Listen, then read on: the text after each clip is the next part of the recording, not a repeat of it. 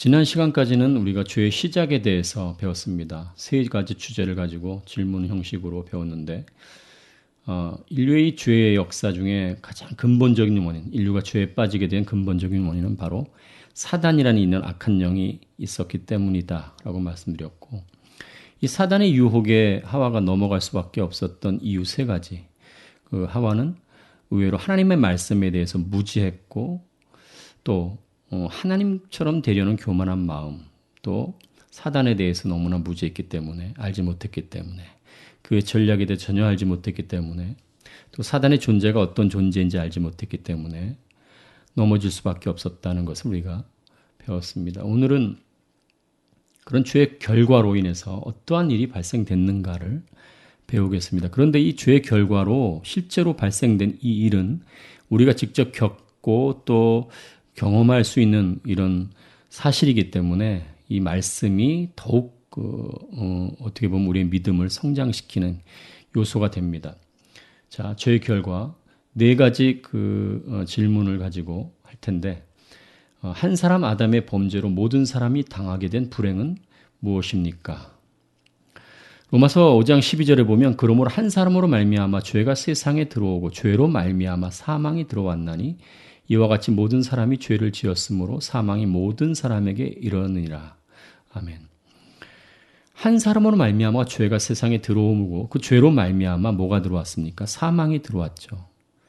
그러니까 오늘 이 질문의 해답은 한 사람 아담의 범죄로 모든 사람이 당하게 된 불행은 바로 사망입니다. 첫사람 아담에 의해서 이제 이 인류 역사에 이 사망이라는 것이 들어왔죠. 오늘은 우리가 보통 얘기하는 원죄에 대해서 우리가 조금 생각을 해봐야 됩니다.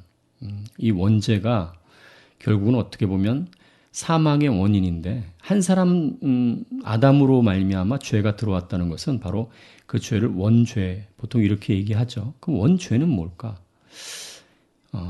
아담이 선악을 알게 하는 나무의 실과를 따먹은 것이 바로 원죄다. 그렇지만 거기에는 굉장히 중요한 영적인 어떤 진리가 숨어 있고, 그 진리를 우리는 좀 알아야 됩니다.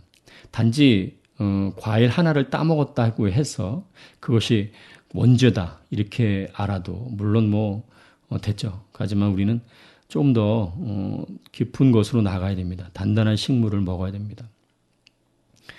이 언어 속에는요, 이 3차원 안에 있는 이 언어 속에는 하나님의 깊으신 영적 진리들이 숨어 있고, 그 진리를 우리는 영적인 시각에 의해서만 깨달을 수 있다고 제가 말씀드렸습니다.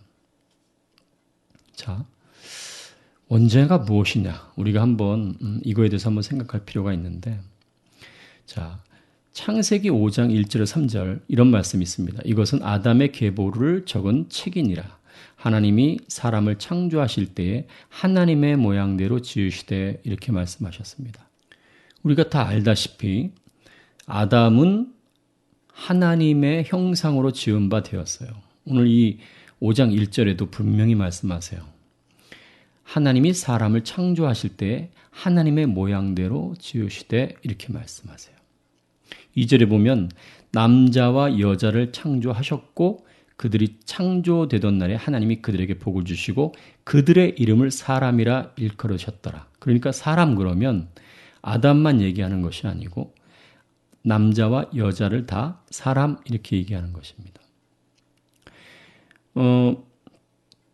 하와의 이름은 나중에 그 죄를 짓고 난 뒤에 산자염이라는 뜻으로 새로 이름을 지어줬죠.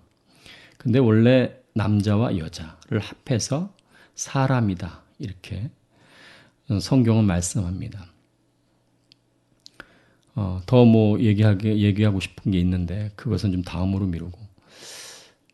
그런데 3절에 보니까 아담은 130세에 자기의 모양, 곧 자기의 형상과 같은 아들을 낳아 이름을 셋이라 하였고, 이렇게 말씀했어요. 원래 아담은 누구의 형상으로 창조됐습니까? 하나님의 형상으로 창조됐죠. 그런데 이제 이 5장에는 타락한 이후에 아담의 역사적 계보가 지금 기록되어 있는 것입니다. 그래서 3절에 보면 아담은 자기의 모양 곧 자기의 형상과 같은 아들을 낳아 이름을 셋이라 하였고 이렇게 말씀하세요. 그러니까 결국은 이제 아담이 범죄하고 난 뒤에 아담의 모양과 같은 인류가 세상에 퍼지게 된 것이죠. 이 사실이 굉장히 중요합니다. 왜냐하면 모든 인류 안에 첫사람의 이런 범죄적 속성이 그대로 전해 내려온다는 것을 알 수 있어요. 우리는 이 성경을 좀 더 찾아보면 금방 그 사실을 우리는 알 수가 있어요. 오늘 우리가 로마서 5장 12절을 제가 아까 말씀드렸는데 다시 한번 보겠습니다. 한 사람으로 말미암아 죄가 세상에 들어오고 죄로 말미암아 사망이 들어왔나니 이와 같이 모든 사람이 죄를 지었으므로 사망이 모든 사람에게 이르렀느니라. 자, 여기 보니까 한 사람으로 말미암아, 그러니까 아담으로 말미암아 죄가 세상에 들어왔다 이렇게 말씀하죠. 그리고 그 죄로 말미암아 사망이 들어왔다고 말씀합니다. 이와 같이 모든 사람이 죄를 지었으므로 그랬습니다. 모든 사람이 죄를 지었다. 모든 사람이 아담과 동일한 죄를 지었다. 그런 말씀과 같은 거죠. 그러면 아담과 동일하게 선악과를 따먹었느냐? 따먹은 것과 같은 상황이 된 거죠. 왜? 아까 창세기 5장에 제가 말씀드렸죠.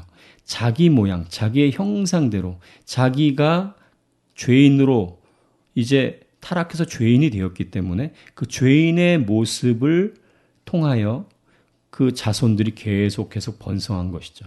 그러니까 자손들은 모두가 아담의 동일한 죄 가운데 있는 것입니다. 자, 이 로마서 5장에는 이 죄에 대해서 좀 더 깊이 얘기하고 있는데 보세요.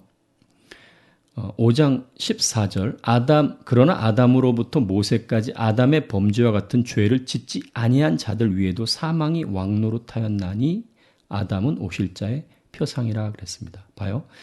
아담으로부터 모세까지 아담의 범죄와 같은 죄를 짓지 아니했죠. 아담 이후로는 모든 사람들이 선악과를 따먹지 않았습니다. 그런데도 불구하고 모든 사람들 위에 사망이 왕노릇했다. 죄가 갖고 들어온 것이 뭡니까? 사망이죠. 그렇죠? 그러니까 사망을 보니까 모든 사람에게 죄가 있다는 것을 알게 된 거예요. 좀 쉽게 말씀드리면 사과나무에 이 아무것도 열려져 있지 않을 때는 잘 몰랐는데 사과가 열려짐으로 말미암아 이게 사과나무인 것처럼 이 사과나무이구나. 이게 사과나무구나 이렇게 안 것처럼 이 아담의 이 범죄가 모든 사람들이 그런 범죄를 짓지는 않았는데도 불구하고 사망이 왕노릇하는 것을 보니까 모든 사람들이 다 아담과 동일한 죄인인 것을 알 수 있는 것이죠. 어떻게 보면 이 아담은 오실 자의 표상이라 이렇게 말씀하셨어요. 오실 자가 누굽니까? 예수 그리스도의 표상이라는 거죠. 아담으로 인해서 모든 인류가 번성한 것처럼 이제 예수 그리스도로 인하여 새로운 인류가 번성하게 되는 것입니다. 그런 의미에서 보면 아담은 예수 그리스도의 표상이 될 수가 있는 거예요. 아담 통해서 예수 그리스도께서 어떠한 일을 하셨는가, 예수 그리스도께서 어떻게 새로운 피조물, 새로운 인류를 이제 새롭게 이렇게 구원하시고 또 번성시키실 것인가를 알 수 있는 것이죠. 자, 더 좀 나가보면 그러나 이 은사는 그 범죄와 같지 아니하니 곧 한 사람의 범죄를 인하여 많은 사람이 죽었은즉 더욱 하나님의 은혜와 또한 한 사람 예수 그리스도의 은혜로 말미암은 선물이 많은 사람에게 넘쳤으리라. 그러니까 우리는 그런 질문 많이 듣잖아요. 저는 아담과 같이 그런 선악을 알게 하는 실과를 따먹지도 않았는데 왜 제가 그런 원죄를 갖고 있습니까? 이렇게 얘기하죠. 그런데 제가 전에 말씀드렸잖아요. 이 선악을 알게 하는 나무의 실과 이것은 하나의 영적 의미가 있다. 이것은 하나님을 떠나서 스스로 하나님이 된 것이다. 스스로의 힘으로 스스로의 능력으로 살아가는 그런 하나의 가치관, 선택을 한 것이라는 것이죠. 그 가운데 살아가는 거죠. 영이 죽은 상태, 하나님과 분리된 상태라는 것이죠. 죄라는 것이 근본적으로 제가 두 가지로 나눌 수 있다 그랬죠. 죄는 죄의 원죄와 자범죄로 나누는 그런 나눈 방식 중에 그 원죄는 하나의 진정한 죄, 본질적인 죄고 자범죄는 이 나타난 죄, 본질적인 죄 때문에 나타난 어떤 죄들을 바로 자범죄 이렇게 얘기합니다. 그래서 죄는 단순히 잘못하고 악을 저지르는 것만 죄가 되는 것이 아닙니다. 오히려 선하다고 하는 사람들도 죄인이 될 수 있다는 것이죠. 우리가 보통 세상에서 말하는 죄랑 성경에서 말하는 죄를 같이 보면 안 됩니다. 어느 부분은 같아요. 그런데 어느 부분은 다르기 때문에 우리가 성경을 볼 때 성경의 어떤 그런 단어들, 그런 의미, 그 단어의 의미를 정확히 알아야 되는 것이 우리가 세상에 갖고 있는 어떤 개념으로 성경을 보면 전혀 다른 식으로 성경을 이해하게 되는 거예요. 예를 들어 믿음이라고 제가 전에도 얼핏 말씀드렸는데 믿음은 믿는 것이죠. 근데 믿음은 더 본질적인 의미가 있다 그랬어요. 뭐와 반대냐? 율법과 반대다. 다시 말하면 모든 행위와 반대라는 개념이에요. 모든 행위, 만약 예를 들어서 나 예수 그리스도를 믿어서 내가 구원받았다면 그 믿음도 행위가 될 수 있는 거예요. 우리는 예수 그리스도를 완전한 은혜로 구원받은 겁니다. 예수 그리스도의 완전한 은혜로 구원받은 거죠. 하나님의 완전한 은혜, 하나님의 선물인 것이죠. 그래서 우리가 이렇게 성경에서 갖고 있는 어떤 그런 믿음이라든지 율법이라든지 또 죄라든지 이런 죄, 특히 오늘 죄에 대해서 제가 말씀드리고 있는데 죄에 대해서 보통 우리가 세상은 어떤 사람을 죄인이라고 얘기합니까? 남에게 해를 끼쳤다든가 남을 속였다든가 남을 죽였다든가 상해를 입혔다든가 이런 사람들을 죄인이라고 얘기하잖아요. 법을 어긴 사람들.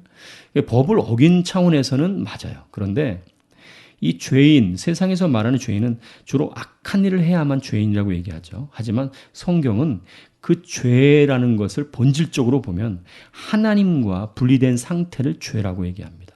그래서 하나님과 분리된 상태였기 때문에 죄들이 일어나게 된 거예요. 오히려 아이러니하게도 예수님 십자가에 못 박은 사람들은요, 의롭다고 하는 사람들이었습니다. 그래서 예수님이 병자에게 의원이 필요하듯이 건강한 자에게는 의원이 필요 없다 이렇게 말씀하신 거예요. 스스로 자기들이 건강하다고 생각하는 거죠. 그리스도인들이 이것들을 정말 조심해야 돼요. 그리스도인들이 예수님을 믿고 난 뒤에 제가 전에도 말씀드렸어요. 의와의 싸움이다. 자기 의와의 싸움이다. 예수님을 믿고 나면 이제 예수님이 너무나 사랑스럽고 너무나 감사해서 예수님의 말씀대로 살려고 막 해요. 율법을 막 지키려고 합니다. 그런데 그러다 보면 스스로 율법을 지키려고 하다 보면 낙심하게 되고 내가 율법을 지킬 수 있는 존재가 아니구나를 깨닫게 됩니다. 그래서 이제 주의 힘으로, 주의 능으로만 이것이 가능함을 이제 알게 됩니다. 예수님은요, 율법을 완성하러 오신 분입니다. 그리스도인들은 율법에 얽매인 사람들이 아니에요. 그런데 또 율법을 지키지 않는 것도 아니에요. 예수님은 너희 의가 서기관과 바리새인보다 낫지 아니하면 결단코 천국에 들어갈 수 없다 얘기했어요. 우리 의가 서기관과 바리새인들이 지키는 그 율법적인 의보다도 못하면 우린 천국에 들어가지 못한다. 사실 요즘에 하나님의 말씀, 이 율법을 지키는 그리스도인이 얼마나 되겠습니까? 율법을 지켜서 구원받는 것은 아니지만 그가 진정 구원받은 사람이라면 율법을 지킬 수 있는 생명이 그 안에 있기 때문에 전에 말씀드렸죠. 율법은 또 어떤 의미가 있다 했습니까? 하나님의 삶이다. 하나님만이 지키실 수 있는, 인간은 지킬 수 없는 영역입니다. 그렇기 때문에 그 율법을 통해서 우리는 구원을 받으려고 하는 그것은 실수예요. 이것은 오해예요. 이것은 어불성설이에요. 예수 그리스도의 생명으로 거듭나게 되면 예수 그리스도의 생명으로 말미암아 그 율법들을 지키게 되는 거죠. 지켜지게 되는 거죠. 하나님의 생명이 들어옴으로 말미암아 하나님이 하실 수 있는 일을 우리가 할 수 있게 되는 거죠. 하나님이 그 삶을, 율법적인 삶을 살 수 있도록 그의 영광에 이르도록 우리를 인도하시는 거죠. 그래서 그리스도인이냐 아니냐를 얼핏 보면 이게 이게 조심해야 되는데 율법을 지키느냐 안 지키느냐에 따라서 이 진정한 그리스도인인가 그리스도인이 아닌가를 알게 된다는 얘기입니다. 참 이게 참 묘하죠. 율법은 예수 그리스도로 말미암아 어떻게 보면 완성이 됐고 율법을 지켜서 구원받는 건 아닌데 율법을 지키는 것을 보면 왜냐하면 율법은 아무나 지킬 수 있는 게 아니에요. 사실은 여러분 이 바리새인과 서기관들은요. 이 위선자들이었습니다. 이 사람들은 가식적인 사람이었습니다. 이 사람은 겉으로만 지키는 척한 사람들이에요. 그래서 예수님께서는 이들을 강하게 비판하셨습니다. 이 외식하는 자들아, 이 독사의 자식들아, 회칠한 무덤 같은 자들아, 겉은 화려한지 모르지만 속은 썩어서 냄새가 나는 거죠. 율법은 지킬 수 있는 사람이 없었습니다. 그런데도 불구하고 이들은 철저히 율법을 지키고자 했습니다. 완전하게 지킬 수가 없는데도 불구하고 최선을 다해서 지키려고 한 부분도 있었다는 거죠.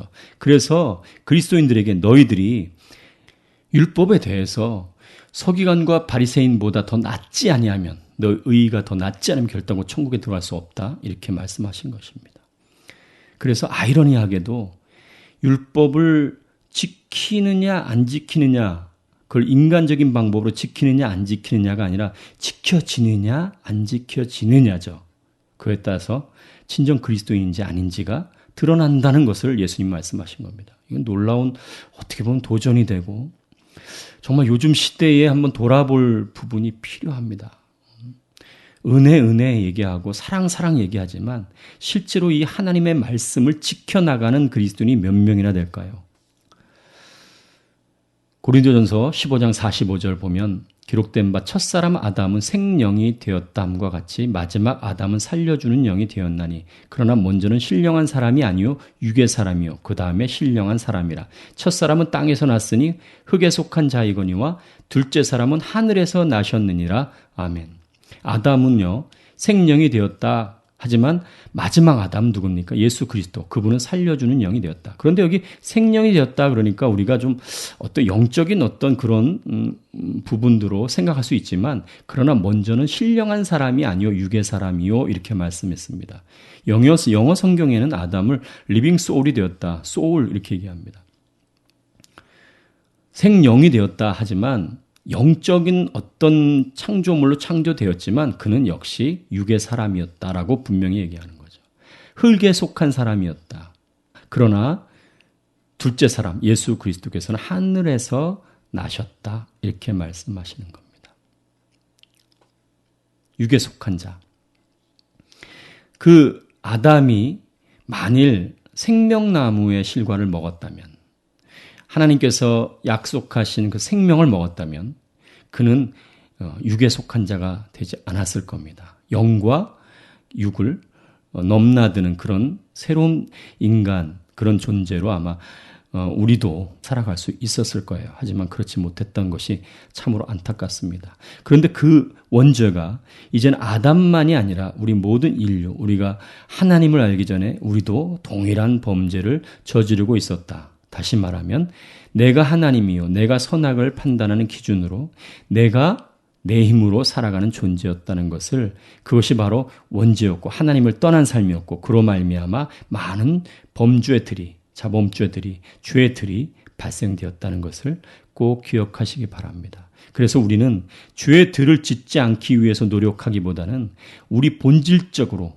죄는 하나님이 없는 사고방식이라고 전에 말씀드렸잖아요. 하나님이 우리 가운데 계시고 그의 생명이 우리 가운데 계심으로 그 생명력으로 살아갈 때 죄는 자연스럽게 멀어져 가는 것입니다. 꼭 이것을 기억해 우리 삶 속에서 적용해서 죄를 이기고 예수 그리스도 생명으로 승리하는 삶을 살기를 간절히 바랍니다.